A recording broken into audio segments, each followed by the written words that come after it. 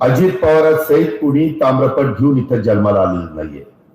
सत्ता येत असते, सत्ता जात असते. माग देखील आमचे महादेवराव कॅबिनेट मंत्री होते, पशुसंवर्धन खातं होतं. मी कित्येकदा माझी कामं घेऊन त्यांच्याकडे जायचो. ते पण खुल्या मनाने या दादा कुठलं काम आहे करून द्यायचे. कधी त्यांनी भेदभाव केला नाही. मी मंत्री आहे तो पूर्ण महाराष्ट्राचा आहे, महाराष्ट्रातल्या जनतेचा आहे हे त्यांनी मनामध्ये ठेवलं आणि आम्हाला सगळ्यांना त्या काळामध्ये मदत केली.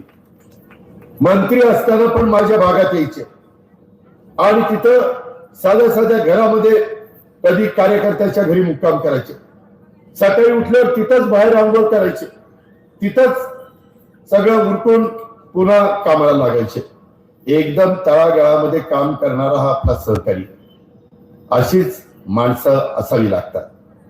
तर जनतेला वाटतं की हा माझ्या घरातला माणूस आहे, हा माझ्या जवळचा माणूस.